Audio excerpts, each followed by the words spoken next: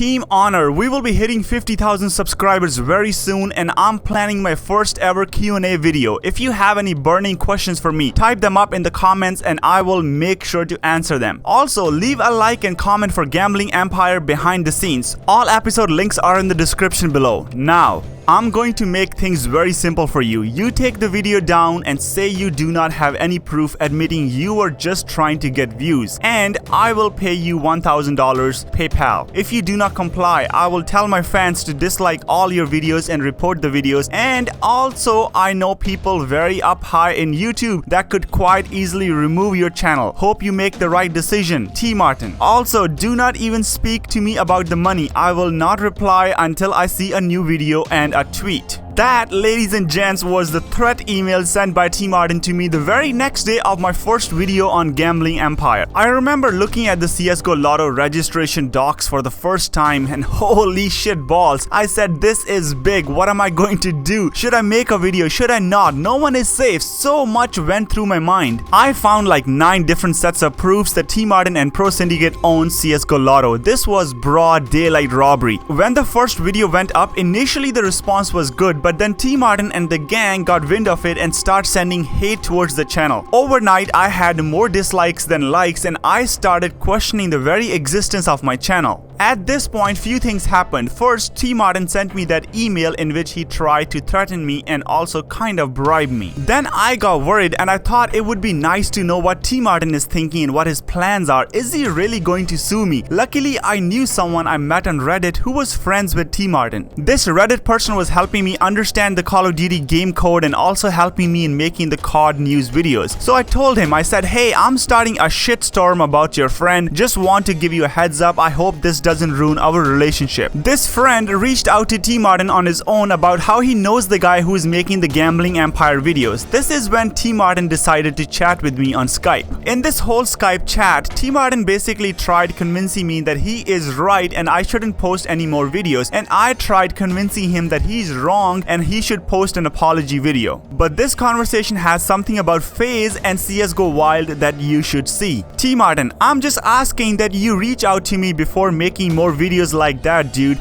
That's all. I have been dealing in this business for almost a year now. I have a lot of experience and can explain anything you want. Then I said, hey, as of yesterday, there are so many CSGO Wild visitors contacting me with data, proof, evidence, whatever you want to call it, against that site and its influencers. It is officially out of my hands. Tmartn, you made a lot of statements without proof or knowledge on the subject and it hurts 2 multi-million-dollar companies. I didn't make any statements without proof. Tmartn, I don't know anything about Wild. We are competitors and don't really talk much. I thought you were close friends with the FaZe guys. I'm sure you two talk. Tmartn, I have no clue what their dealings are and how legitimate they are or aren't, but that has nothing to do with CSGO Lotto. If you know they're based out of Antigua, I'm sure you know more than me. Tmartn, as I said, when I got involved with the site, I wanted to make the best and most legitimate option out there. A lot of the sites are run by kids, blah blah blah blah blah blah. Then I said, hey, I'm sure your intentions were good. Tmartn, we don't talk much, at least not since I became involved with Lotto. I think they were jealous and took the competition thing too seriously. I know they're based out of Antigua because I did a little research on them. They moved to Antigua because they knew they were not legal in the